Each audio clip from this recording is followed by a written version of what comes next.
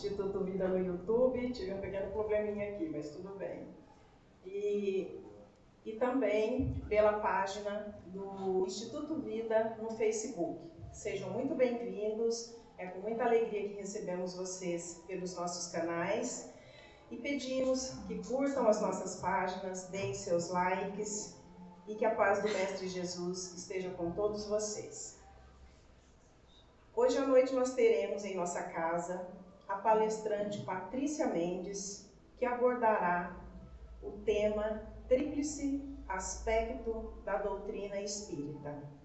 A Patrícia está lançando seu livro 52 Lições Inesquecíveis. Este é o livro. Se alguém tiver interesse em adquirir o livro dela, ele está disponível no site da Federação Espírita do Paraná. Patrícia, seja muito bem-vinda à nossa casa. Jesus te abençoe. O microfone é todo seu. Uma boa palestra para você. Obrigada. Obrigada, querida. Boa noite a todos. Estão me ouvindo bem aí atrás? Grata à casa pela surpresa de fazer referência ao meu livro, não esperava. É uma obra que me veio por intenção no momento em que eu estive em casa, recolhida em licença médica. Eu fiquei 1 ano em casa e os espíritos me convidaram a trabalhar. E aí depois o que eu fiz, o livro eu doei para a Federação Espírita do Estado do Paraná, que tem várias ações sociais lá. Estou muito feliz que ele veio ao lume agora. Mas hoje vamos refletir sobre o tema, o aspecto tríplice na doutrina dos Espíritos. Foi o tema que a casa sobre o qual a casa nos convidou a falar. Parece-nos um título difícil, né? Aspecto tríplice do Espiritismo. Parece algo difícil. Mas não é não. A gente apreende rapidamente o sentido e vamos lá em Michelangelo, esse artista maravilhoso que esteve aqui na Terra, e Michelangelo dizia assim, que as coisas mais belas são simples. Se complicar demais, não é bonito. Tá bom? Então vamos entender a completude desse tema, não em toto, não completamente, porque a gente passaria muitas encarnações estudando Espiritismo, e é um curso que, como diz Herculano Pires, um grande estudioso do Espiritismo, a gente só completa na Pátria dos Espíritos, que a vida aqui na Terra é muito curta para a gente conseguir compreender tudo do Espiritismo. Mas a gente consegue assentar as bases, tá bom? Então vamos refletir um pouco sobre isso. O que seria o aspecto tríplice da nossa doutrina dos Espíritos? Em primeiro lugar, importa saber que a doutrina dos Espíritos tem um sinônimo, que é o cristianismo redivivo. Tá bom? Então, quando a gente pensar em Espiritismo, pensemos no cristianismo em revivescência, acendendo o nosso coração. Fica mais fácil a gente compreender onde a gente está. Porque senão a gente corre de se perder, né? Na necessidade da temporalidade de responder todas as perguntas que o mundo nos traz, que nós mesmos trazemos. Então, ser espírita é ser cristão em renascença dentro de nós, tá bom? E a doutrina dos espíritos, que é dos espíritos, tá bom? Não é de nenhuma pessoa da Terra. Então, se alguém aí fora no mundo falar assim, eu te vi saindo na Instituto Vida, eu sei, você é kardecista. Você vai falar, não, filho, eu não sou kardecista. Você segue Kardec, então você é kardecista? Não, eu sigo a Jesus. Tá bom? Então não existe kardecismo na Terra. Isso é um erro, um neologismo errado criado. Significa que Kardec, Allan Kardec, esse insigne codificador que fez o nosso Pentateuco, é um grande, maravilhoso emissário de Jesus. Um trabalhador ilustre do Mestre diante do qual nós nos vergamos. Mas a gente segue a Jesus. Tá bom? Kardec, insigne emissário, fez um trabalho hercúleo numa vida de consubstanciar em 5 livros e em algumas obras menores subsidiárias, como a obra O que é o Espiritismo, 12 anos de revista espírita. Mas ele fez isso tudo como um trabalhador, tá bom? Se ele tivesse falhado, custa-nos crer que um trabalhador dessa envergadura falhasse.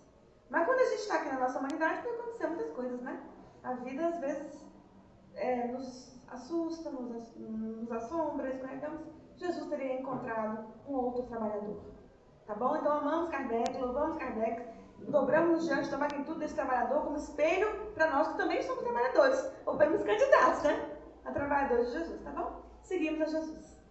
E Jesus um dia, lá atrás, vamos voltar um pouco nos erros.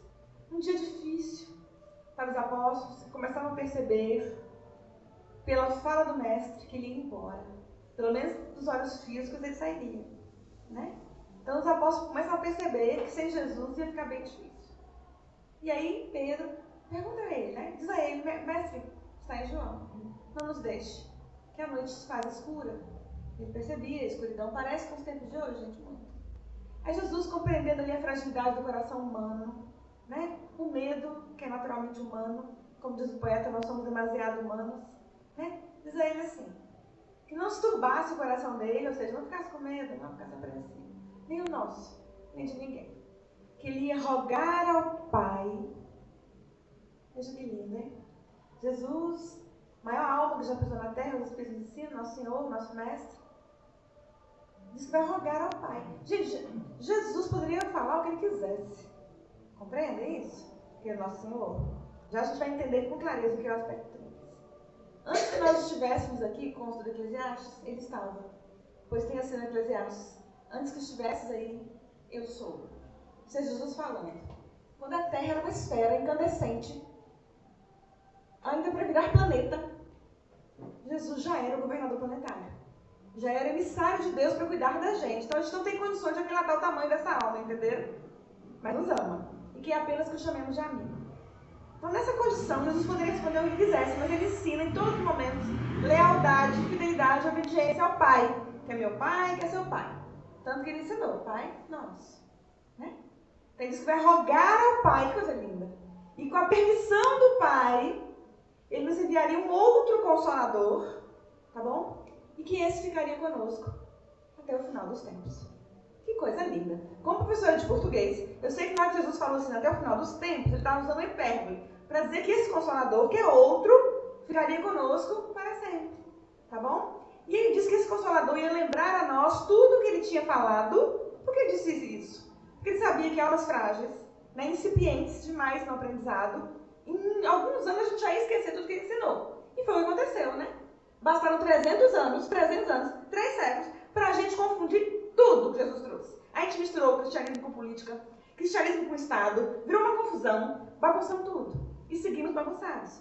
Mas Jesus sabia da nossa fragilidade, então ele falou, o Consolador ia nos lembrar tudo que ele tinha falado e ainda mais. Tá bom? Por quê? Porque as sociedades kardecianas evoluem.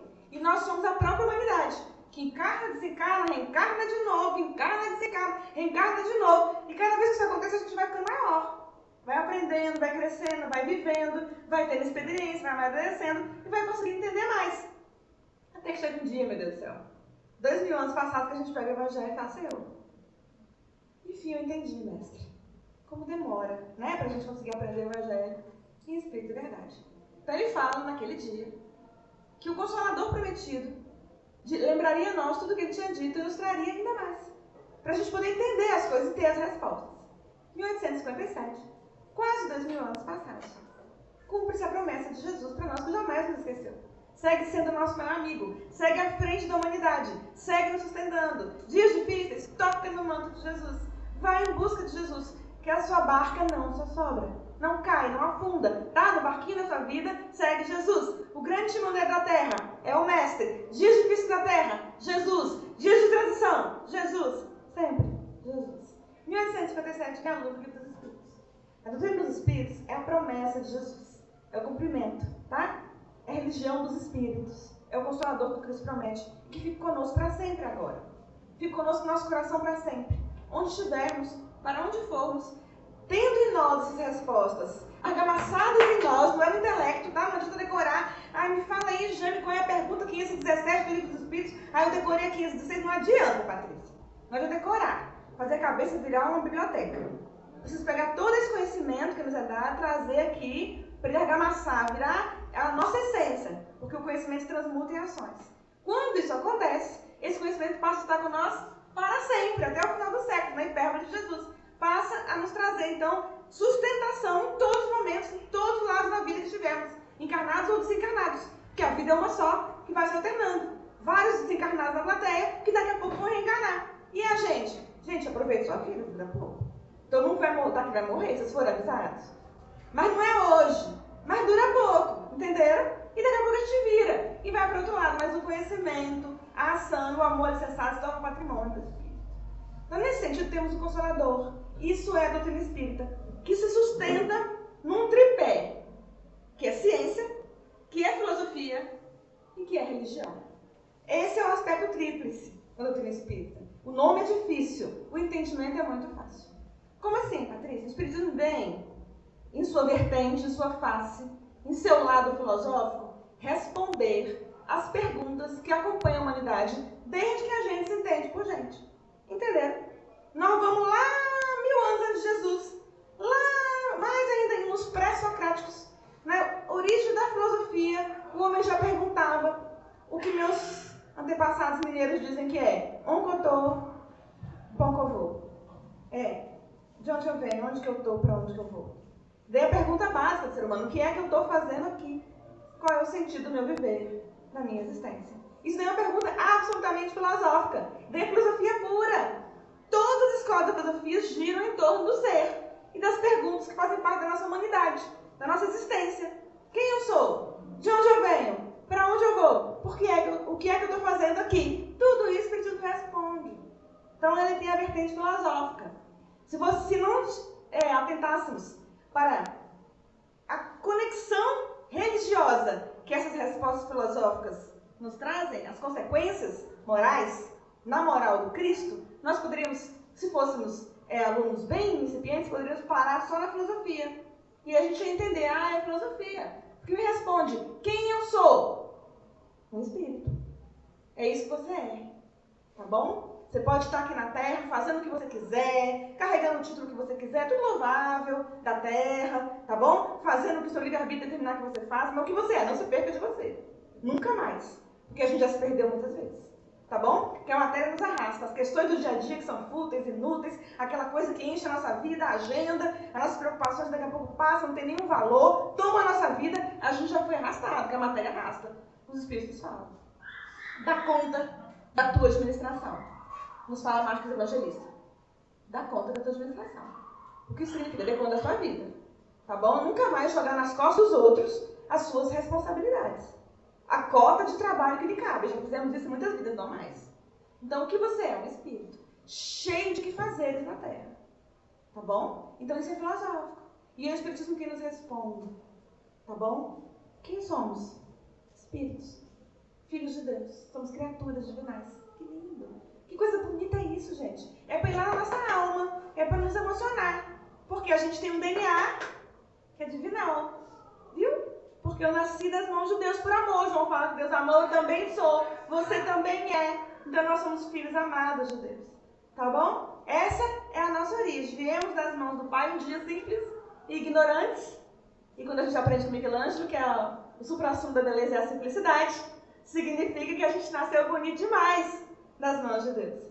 Com um destino que nos compete trilhar. Simples e ignorantes, no sentido de coisa ignara, que é desconhecida. Então a gente nasceu sem conhecer, óbvio. Deus nos dá o livre-arbítrio, que lindo. Não nos dá coisa pronta, coisa feita. Nos dá o caminho para trilhar, vai filho. E faz a melhor escolha. Porque você tem um DNA aí que é divinal. Mas Deus nos respeita. Os espíritos superiores nos respeitam. Todos os espíritos à nossa volta respeitam nossas escolhas. Tá bom? A gente nunca perde o livre-arbítrio. Se a gente começar a errar demais, fazer coisa muito errada, a gente começa a se ferir demais, ferindo o outro. Porque é impossível ferir alguém sem se ferir, tá? Aquela pessoa que saiu ferindo o outro aí, na verdade ela tá muito machucada, muito. Aí sai ferindo os outros, aí vai piorando. O que acontece nessa situação? Ela vai tendo cada vez mais o livre-arbítrio dela limitado, estreito, vai ficando exíguo. Por quê? Porque, filho, se a gente está estudando de liberdade, está fazendo muita coisa errada, está piorando. Mas perder não perde. Tá bom? Um dia ele vai refazer a história dele, vai reabrir os caminhos de novo dele. Entenderam? Então esse é filosófico. Quem eu sou? Um espírito. E de onde eu venho? Eu venho do país das estrelas. Eu venho do mundo espiritual, que é a minha casa verdadeira. Venho pra cá para viver somente mais uma experiência. Um dia eu estava passando por uma dificuldade muito intensa na minha vida. E estava chorando. Pode chorar, gente? Pode. Chorar é humano. E a gente é demasiado humano, né? Então eu estava do lado de fora da minha casa pegando o sol da manhã e eu chorava. E o espírito chegou perto de mim, porque eu escuto os espíritos. E falou, Patrícia, é só uma experiência. Eu respirei fundo, E falei com ele, essa situação pela qual eu estou passando? Ele falou, não, filha, a encarnação inteira. É só uma experiência. É mesmo, eu tinha esquecido. Eu sei, falo sobre isso, dou aula sobre isso, faço palestra, mas eu tinha esquecido. Essa aqui é só uma experiência, tá bom? Que vai se somar a várias que eu já vivi. Filosoficamente, de onde eu vim? Da pátria dos espíritos, lá em minha casa. Que lindo! E para onde que eu vou? De onde que eu venho? Quem eu sou? Para onde eu vou? Eu volto para casa. Quando essa experiência acabar. E se Deus quiser, essa experiência vai ser a mais rica. Essa encarnação pode ser a decisiva na nossa história. Todos os espíritos superiores tiveram um ponto de mutação espiritual, em que eles falavam, não dá mais para ser quem eu fui. Tá bom? Não dá mais para fazer as escolhas que eu fazia, viver do jeito como eu vivia, priorizar o que eu priorizava. Jesus nos ensina que é onde está o seu coração, está aí o seu tesouro. É importante a gente pensar, o que faz o nosso coração bater? O que nos emociona? Né? Eu caminho na direção de quê agora? Eu venho de lá do mundo espiritual, eu sou um espírito vestindo uma veste densa, mais uma vez, mas que é só um envoltório, tá bom? Um envoltório útil, lindo, que Deus me concedeu para vivenciar aqui na Terra mais uma experiência. E quando acabar, no final dos dias, o dia da hora só o Pai sabe, Jesus fala, a gente volta para casa. De onde eu vim, quem eu sou, para onde eu vou, isso aí é absolutamente filosófico, tá bom? E essas respostas foram dadas a Kardec pelos espíritos. Por isso que a religião é dos espíritos, tá bom? Os espíritos coordenados pelo Espírito de Verdade, que é Jesus, trouxeram toda essa argamassa para que pudesse nos ajudar a nos transformarmos, isso é filosófico. Então, no tripé espírita, um dos pés é a filosofia, é a resposta a perguntas existenciais, tá bom? A base onde o espiritismo muitas vezes se olha e se enxerga, embora com muito mais completude e riqueza, é lá na filosofia platônica. Lá em Platão, discípulo de Sócrates, lá atrás. E nos neoplatônicos. Filosofia pura, gente. 3.000 anos. Os neoplatônicos falavam que o reino de Deus, da divindade, o reino dos espíritos, dos daimons, Sócrates chamava espíritos de daimons, daí que vem a palavra demônio, ficaram com medo dos espíritos, vai aparecer o nome neles. Está dentro das pessoas. Ou seja, o céu e o inferno estão aqui dentro da gente. Tá bom? Não é um lugar. Não é que eu vou pra cima, se eu fui bom. Se eu fui mal, Nádia, me segura que eu vou cair. Não existe isso. O céu e o inferno são estados vibratórios da alma. Entenderam? Tudo isso a gente observa lá nos neoplatônicos e a gente vem e explica de maneira linda. Os espíritos explicam. Na doutrina espírita. Inclusive, Sócrates é um dos que assina a codificação. Esse espírito. Entenderam? Então tem uma vertente filosófica. Qual é a outra? Já que é tríplice. Tem uma vertente linda, que é a vertente científica. Como assim, Patrícia? Durante todo o caminhar da humanidade, a gente ficava separado. Parece que religião e ciência não podiam ficar juntos. Porque parece que a ciência tinha medo de Deus. Achava que era superstição, né? E não aceitava. E aqueles que eram religiosos tinham medo de pesquisar a ciência e perder a sua fé. Porque a sua fé era pouca. Ah, isso aqui vem Kardec. Allan Kardec era um cientista, por natureza. Ele era matemático, tinha profundos estudos na área da medicina. Ele era um autor de livro, gramático. Ele é professor, um discípulo de Pestalozzi, que foi dos maiores pedagogos da história da humanidade. Não por acaso Kardec foi educado por ele na infância. Kardec dava aula de Pestalozzi. Tem várias obras na Biblioteca de França até hoje, de Allan Kardec, quando ele se chamava Hippolyte, e não Allan Kardec. Entenderam? Ele era um cientista. Não tinha nada de religioso. Era um cientista. Ele era magnetista.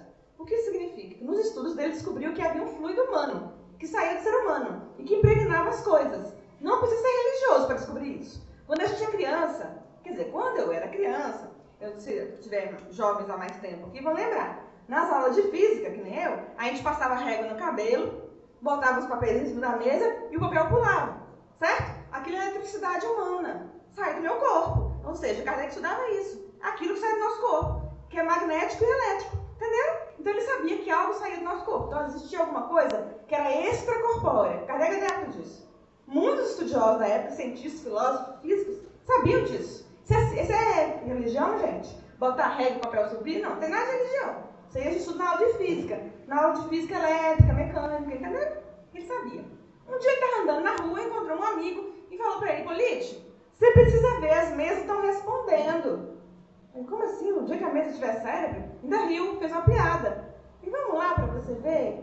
E ele foi com o olhar científico dele. Falei, quero ver. O dia que a mesa estiver, ele imaginou, deve ser alguma coisa elétrica, um fluido humano, que está impregnando coletivamente na mesa, e a mesa deve estar se mexendo.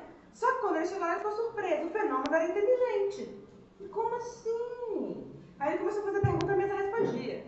Na origem do espiritismo, tinha muito fenômeno físico. Isso daí é um fenômeno físico, os objetos se mexerem. E eram os objetos que respondiam. E aí que ele olhou, como cientista que ele era, ele começou a estudar. Porque ele falou, para um efeito, se a mesa ia lá e respondia, ele falava, eu nasci em Praga, e a mesa ia lá, onde tinha a palavra não, e falava, não, por exemplo. Ué, ele não nasceu em Praga, nasceu em Lyon, na França. Né? Aí ele falava assim, ué, na cabeça dele, para um efeito inteligente, tem que ter uma causa inteligente. E eu vou estudar isso daí, que causa é essa? Ele não partiu da hipótese de que era espírito respondendo, ele não acreditava nisso, nem sabia que isso existia. Isso é um método científico, entendeu? O método de Kardec é um método racional e intuitivo. Como é esse método? É quando ele começa a usar razão e começa a fazer pergunta. E faz a pergunta com um controle universal. Como assim? A mesma pergunta feita na Europa era feita na América do Sul. Sabia que fazer pergunta aqui na América do Sul também? Era feita em vários continentes. E os espíritos que respondiam em todos os lugares da Terra, sem que os médicos se conhecessem, respondiam a mesma coisa. Aí ele começou a ver que tinha coerência naquele corpo. Ele não partiu do pressuposto que era espírito. Os espíritos falaram, nós somos as vozes dos corpos que estamos respondendo. Nós somos os espíritos. Entenderam? Ele não partiu de perguntar, tanto que a pergunta mais linda que eu acho é não. Tem muitas lindas, mas tem uma que eu amo, que é a primeira. Ele pergunta, que é Deus? Ele pergunta, quem é? Deus, quem é essa pessoa? O que é isso? É tudo científico. E a base científica do espiritismo dá-se pelo método racional. Kardec assenta, cientista que era, muda o nome para se apagar, porque ele não queria ser confundido, o autor que era, o professor que era, com o codificador, ele quer se apagar mesmo, se esconder. Ele fala que quem tem que ir é a doutrina. Vale até hoje para palestrantes, monitores, quem está à frente do movimento, quem quer aparecer. Não vai não, filho. Deixa a doutrina aí. Quem tem que ir é a doutrina, não é você. Entenderam? Não é a Patrícia. Por isso ele bota um codinome para ele. E é racional por quê? Porque ele mostra que a fé só é verdadeira mesmo. Aí eu encontro capítulo 1 do Evangelho segundo o Espiritismo. Recomendo que todos leiam. Nos baseamos nele nesse momento. Aliança da ciência com a religião. Nesse momento, Kardec fala que a fé só é verdadeira mesmo quando ela faceia a razão. Em todas as épocas da humanidade. O que isso quer dizer? Que eu tenho que perguntar. Faz parte do meu processo como criatura encaminhada na Terra. Perguntar, eu preciso saber. E as respostas virão para mim de acordo com a minha capacidade de apreensão. Pode ser que eu não entenda? Pode. Já teve pessoas da minha convivência, até da minha convivência bem próxima, que eu explicar o que era reencarnação, a pessoa entendeu. É porque não está ainda na esfera de maturidade dela. Tudo bem.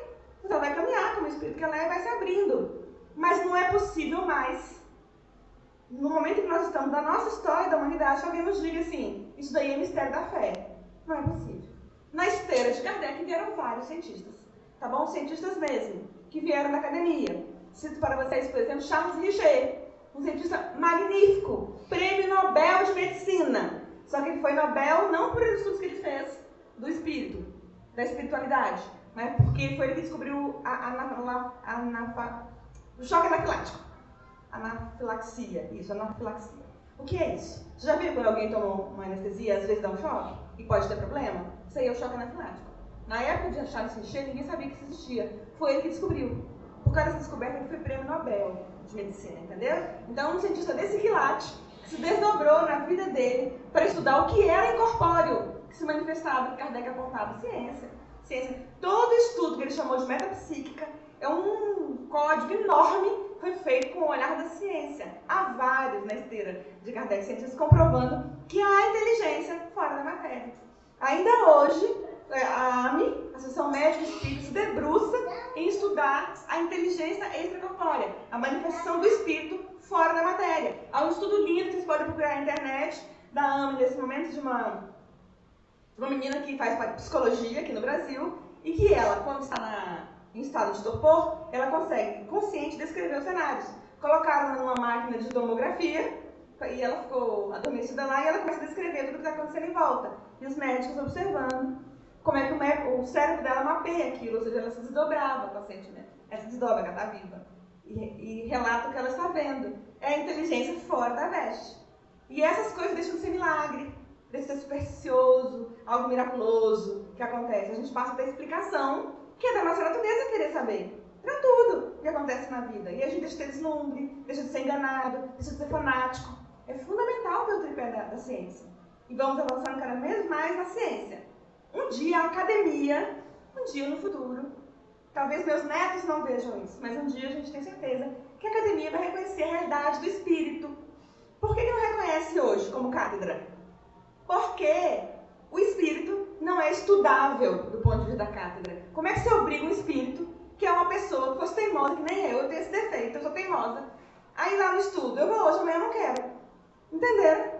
Então eu estudo o espírito hoje, aqui, amanhã, chamei de novo, ele faz o que ele quiser. A academia não pode estudar algo que não se repita no mesmo cenário. Mas há evidências muito claras dentro da ciência, e todas elas utilizadas, assim como Kardec, por métodos científicos de comprovação da inteligência, da realidade incorpórea, que é fora da matéria. Tá bom? A base do espiritismo científica, você encontra, a base do espiritismo é o Livro dos Espíritos, que é a primeira obra, que foi publicada em 1857. Desse livro saem as outras obras, que dão o Pentateuco, as outras 4 obras. Encontramos a base científica linda do espiritismo na Gênesis.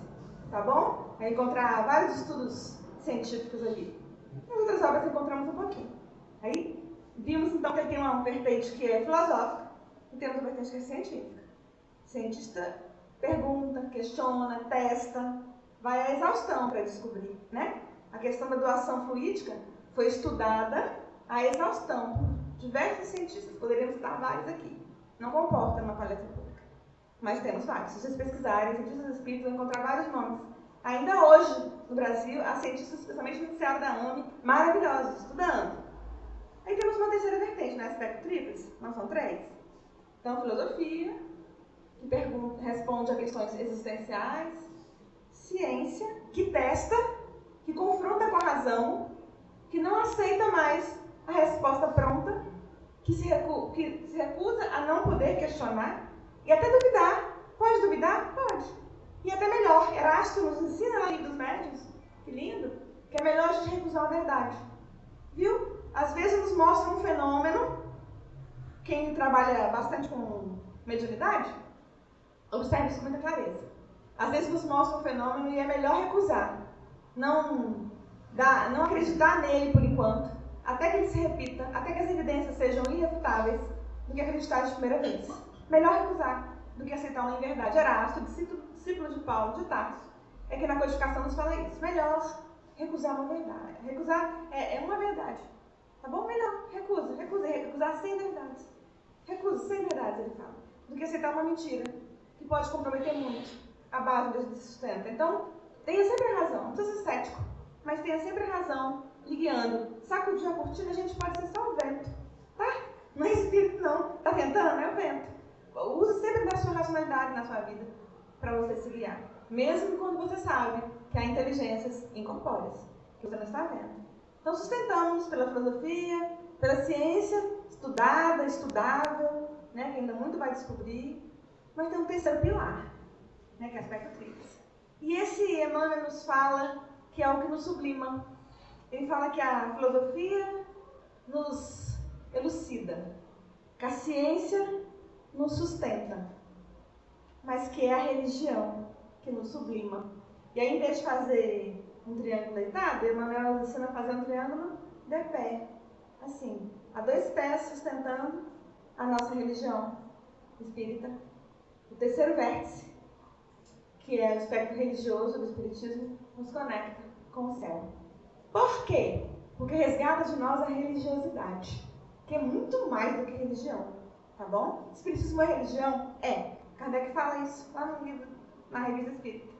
Mas não religião no sentido que as pessoas conheceram na história da humanidade. Que tem um sacerdote, que tem um ritual, que tem um que fazer, tá? Nós não temos um líder. Não vou falar para vocês seguirem ninguém dentro do espiritismo. Vou falar para vocês seguirem Jesus, tá? Porque as leis de Deus estão na sua consciência. Busque a sua consciência. Não adianta vir atrás de mim, nem da Nádia. Eu sou da Nádia porque a Nádia é minha amiguinha. E atrás da Nádia, oi, atrás do Jaime, responde aí o que eu devo fazer. Se eu caso, se eu compro a bicicleta. Filho, a vida é sua, segura na sua mão, tá bom? Sua. E quando você desencarnar, Você vai explicar por que você escolheu assim e não de outro jeito. Por que você fez assim e não de outra forma. Por que você escolheu assim?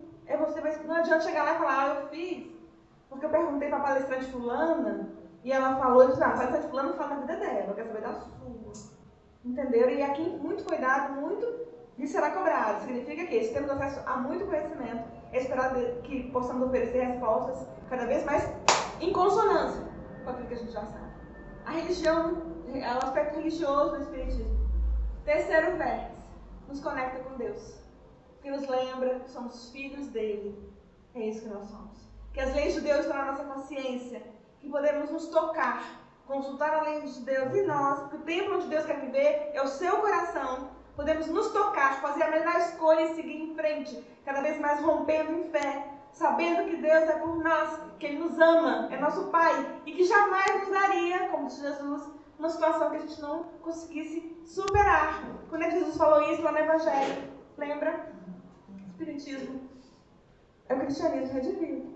Jesus, quando trouxe o aspecto, a revelação absolutamente revolucionária de que Deus é Pai, até aquele momento ninguém chamava Deus de Pai, né? No seio do povo monoteísta onde ele veio, no seio do povo hebreu, veio na tribo da Judá, todo mundo sabia que existia só um Deus, mas o povo tinha medo de Deus. Até hoje a gente tem medo de Deus, já viram? A medo da ira de Deus. Aí Jesus ensinou que não, que Deus é Pai. Isso daí foi profundamente revolucionário. Né? E aí explicou para os apóstolos, quando a gente está aqui na terra, se a gente pedir um pão, o nosso pai vai nos dar uma pedra. Se a gente pedir um peixe, aí pergunta para os pais, se o seu filho pede um peixe, você vai dar uma serpente? Não, né? Aí ele fala, então, se vós que sois tão imperfeitos agis assim, quanto mais Deus, que é vosso Pai, que está no céu. Compreendemos então que somos filhos de Deus, que estamos vivendo mais uma experiência, e que Deus permite que as situações estejam como estão à nossa volta, para a nossa superação, nunca para a nossa derrocada moral, nos faz cada vez mais fortes. Tá bom? O aspecto religiosidade, que transcende religião, que significa eu e Deus, num perfeito religare, numa perfeita reconexão. A religião vem da palavra religare, reconexão com Deus, eu e Deus em conexão. Eu posso acessar Jesus sem intermediários, buscando Ele como meu mestre, meu amigo, meu maior irmão. Me permite, então, crescer, caminhar e superar as dificuldades. A gente aprende, então, com a vertente religiosa, que todo mundo que nasce na Terra, 8 bilhões de pessoas, nesse momento, na Terra, nasce com o mesmo objetivo. Às vezes a gente está aqui equivocado e a gente acha que nasceu para competir, nasceu para ganhar do outro, que o mundo é competitivo, a gente acha que tem que correr. Não, para, respira. 8 bilhões de pessoas encarnadas nesse momento, todo mundo com o mesmo objetivo, que é vencer a si mesmo. Toda criança que nasce com esse objetivo, de vencer suas próprias mazelas, de jogar luz no lado sombra, porque tem sombra no nosso coração, afinal de contas habitamos um orbe atrasado, né? A Terra é bem atrasada. Eu já contei pra vocês, debaixo da gente só os Flintstones, só os mundos primitivos, depois a gente, então é atrasado. Então no nosso coração tem muita sombra. Nós reencarnamos para quê? Para jogar luz. Como diz Paulo de Tarso, porque sois filhos da luz. Andai na luz. Todo mundo reencarna para isso. Para vencer a si mesmo, para se superar, para crescer. Mesmo que a superação dure uma encarnação inteira. Tá bom, pessoal? Porque há desafios que nos alcançam, que vão durar uma encarnação inteira. Não importa. Importa que um dia, filosoficamente, já compreendemos, quando voltarmos para casa, voltemos maior em espírito do que estávamos quando aqui chegamos. Porque os desafios nos lapidam, nos burilam. Somos como um diamante bruto, a ser lapidado pelas dificuldades, ser burilado ali pela dificuldade. E o objetivo é a gente cada vez brilhar. Como diz Jesus, resplandeça a vossa luz. Os desafios nos ajudam a fazer brilhar a nossa luz. Brilhe a vossa luz, é o convite de Jesus. O aspecto religioso. O Espiritismo nos lembra que somos filhos de Deus. Que estamos aqui para, como diz André Luiz, manifestar o divino que há em nós, o nosso DNA que é divinal. E sermos, como diz o próprio André Luiz, criaturas cada vez mais melhoradas. Seres humanos de primeira classe. Quando a gente está aqui encarnado, a gente fica equivocado e acha que a pessoa de primeira classe é o fulano que nasceu não sei aonde, que mora não sei aonde, que tem não sei o que, isso é de primeira classe, não. André Luiz fala que o ser humano de primeira classe é aquele que, enfim, trouxe para si, para a sua vida, a bússola da moral do Cristo, que é a moral que o Espiritismo como religião nos traz. Qual é a moral do Cristo? A vivência do amor.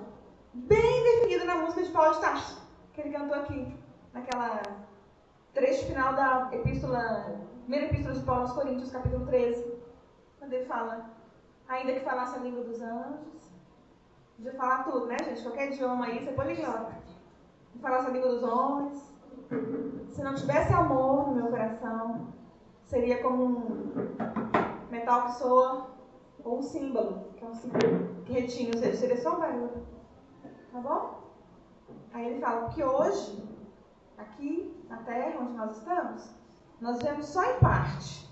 Então, mesmo a filosofia, mesmo a ciência para nós está em parte. A gente não tem todas as respostas, até porque o nosso cérebro não comporta todas as respostas.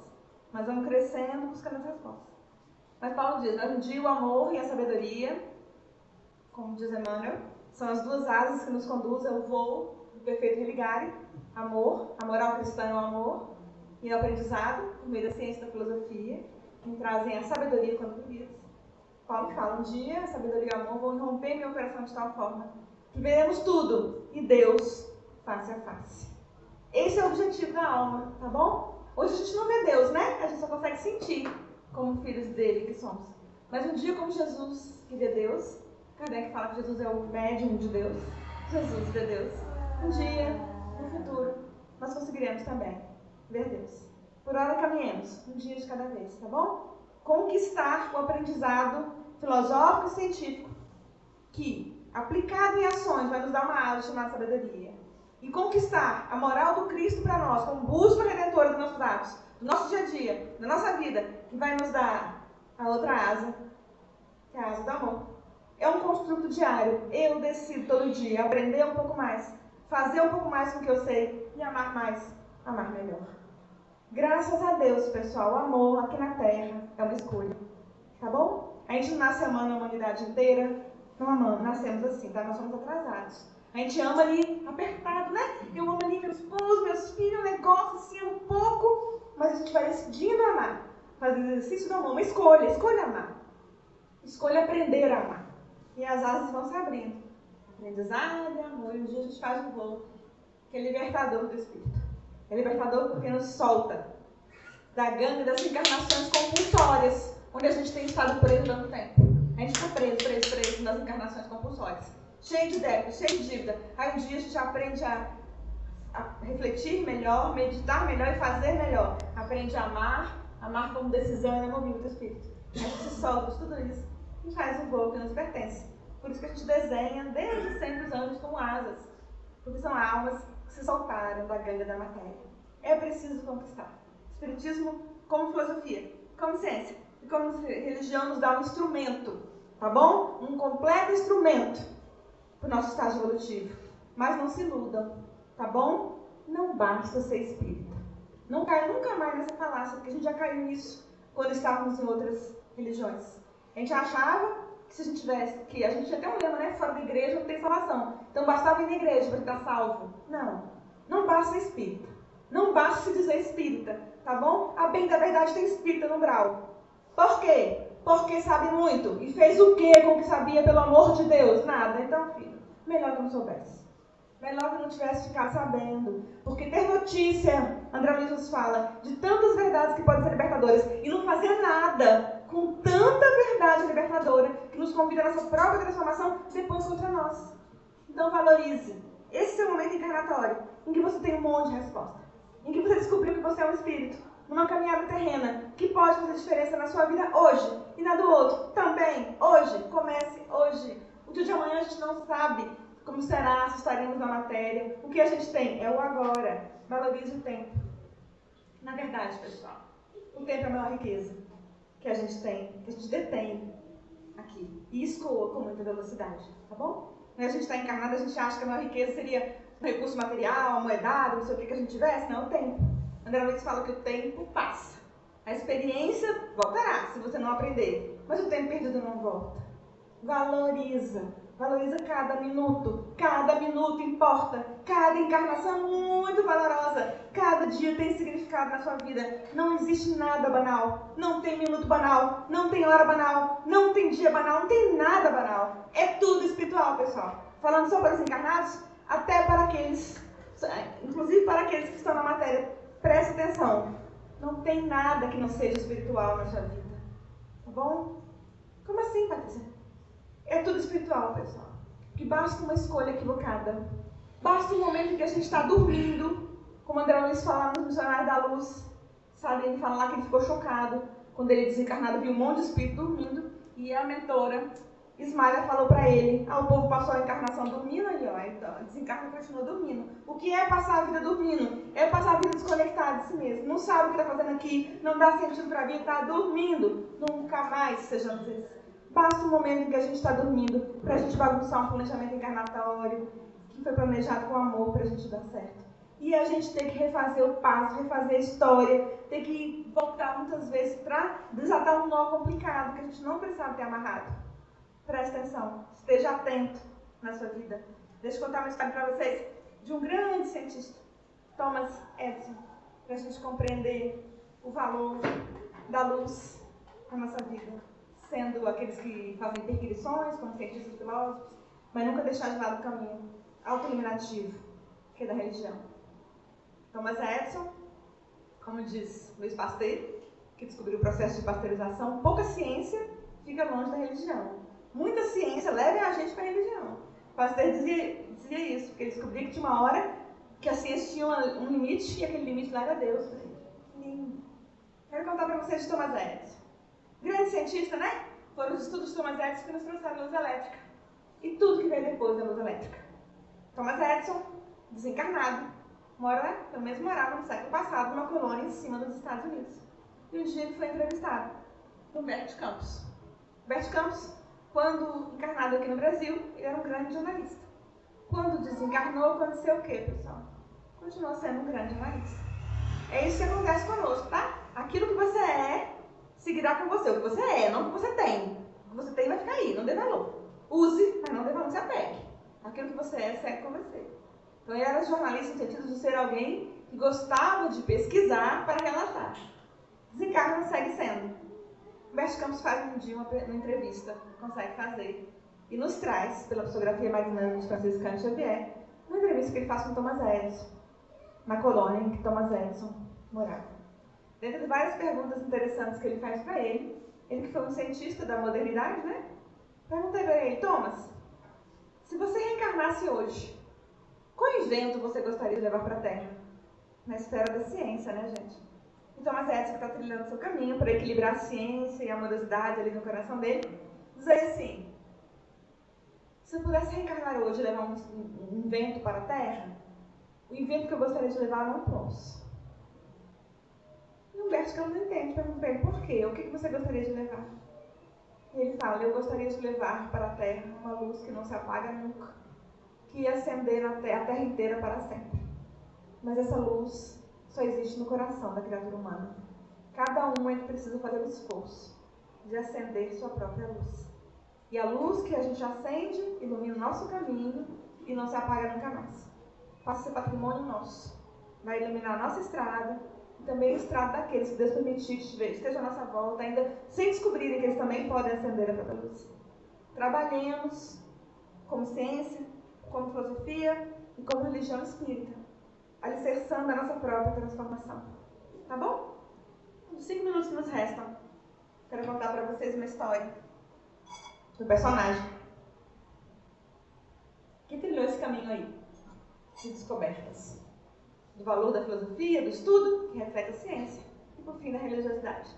Essa história nos é contada no prefácio do livro Libertação, por Emmanuel. É a revivescência de uma história platônica, é bem filosófica, mas tem também um pouco de ciência e muito de religiosidade. Emmanuel nos conta a história do peixinho vermelho. Parece uma história para crianças, mas eu digo, passando por falar crianças somos todos nós, porque só agora o Evangelho de Nosso Senhor chega ao nosso coração, 2000 anos depois. Então vamos ouvir o peixinho vermelho para a gente ver se não parece com a gente, aqui, nadando no meio de ciência, filosofia, entendendo a religião e querendo seguir adiante. Emmanuel conta que num velho tanque havia alguns peixinhos. E os peixinhos ficavam ali naquele tanque. Acordava, comia, dormia, acordava, comia, dormia. Emmanuel fala que tem muita gente assim na Terra, que nasce, cresce, alguns se reproduzem, morrem, nasce, e cresce.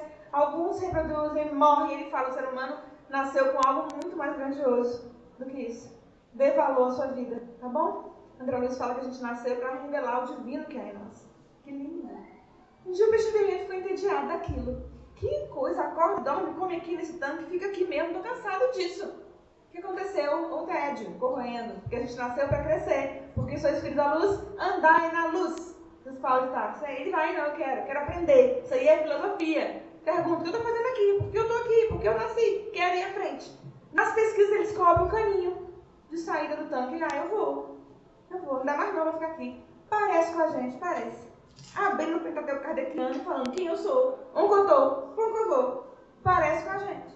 Lá vai o peixinho. Sai. Morre de medo. Porque parece muito fino, muito escuro o cano. Parece com a gente? Parece. Mas vamos. Estudar às vezes cansa, é difícil. A gente começa seguindo, dá uma canseira. Vou de novo na palestra, mais uma vez. Vou no curso. Não entendi, tenho que ler. O livro é enorme. Parece com a gente? Parece. Só que ele começa a andar no cano. Cada vez mais que ele anda no cano, vai descobrindo coisas incríveis. Incríveis, mas não dá mais não. Para não saber essas coisas. Parece conosco? Muito. Um dia ele chega no rio. E ele descobre peixes muito grandes. Quase que devorado por um peixe. O que acontece? Ele descobre que ele podia orar para o rei, para o Deus dos peixes. E que ele seria salvo. Enfim, é esse momento em que a gente tem a base grande já de ciência. Muito conhecimento. E a gente na Terra nesse momento. E a gente descobre que está faltando alguma coisa na gente. Divaldo Franco fala que são as vidas vazias. O que é isso? Falta de Deus. Muita ciência, como diz Pasteur, não leva para Deus. Pouca, afasta. Quando a gente começa a estudar muito Deus, eis que estou aqui, Senhor, eu sou teu filho. Aí o peixinho descobre isso, coisa linda! Cresceu em filosofia, cresceu em ciência, porque tinha muitas perguntas, a ciência trouxe para ele muitas respostas, e ele descobriu a religiosidade. Segue, cheio de coragem! Einstein dizia que a mente que se abre para o novo nunca mais volta para o tamanho original. Verdade? Verdade. Nunca mais dá para regredir. Por isso que a gente aprende nos espíritos que a gente não regride. A gente pode até parar por obstinação no mal, fica estagnado, mas regredir não. E aí ele segue em frente. Que lindo! Chega um dia no mar. Que coisa bonita, que é chegar no mar e entardecer, né? Quando ele chega lá no mar, o mentor chega perto dele e fala para ele assim, tá feliz, filho? Ele, muito. Aí o mentor fala assim, então volta. Aí ele fala pro mentor, como é que é? Ele fala assim, volta lá pro tanque. Ele, fala sério. Aí o mentor fala assim, volta, filho. Volta porque ninguém na terra voltou mais que Jesus. A descida gloriosa do Mestre, as mais altas esferas, foi para não deixar nenhuma ovelha se perder. Você que é aprendiz de Jesus, volta para ajudar os que ficaram lá. O peixinho rapidamente volta. E chega lá, e os peixinhos falam, gente, tem um monte de coisa linda para aprender. Vamos! É Kardec, gente, que volta para nos falar, vem, tem um monte de coisa linda, estou com a chave. Jesus é a porta. Vem. Muitos foram com o peixinho.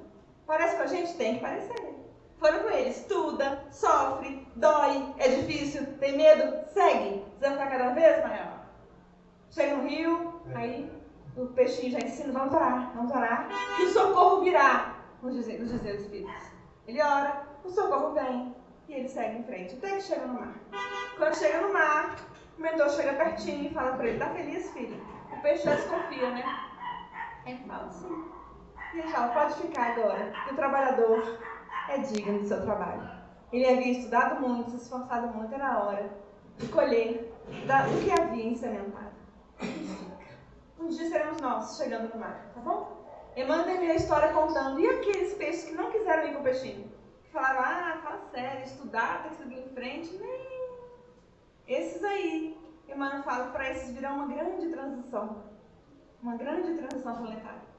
Dias difíceis, de dor, de luta, e porque eles não foram pelo amor, a misericórdia divina vai convidá-los a irem pela dor. Mas eles irão. E um dia todos se reunirão no mar da paz, do amor, da fraternidade. Esse dia bonito vai chegar para todos nós. Caminhamos na direção dele. Que Jesus nos ajude a seguirmos até lá. Obrigada, pessoal. Obrigada.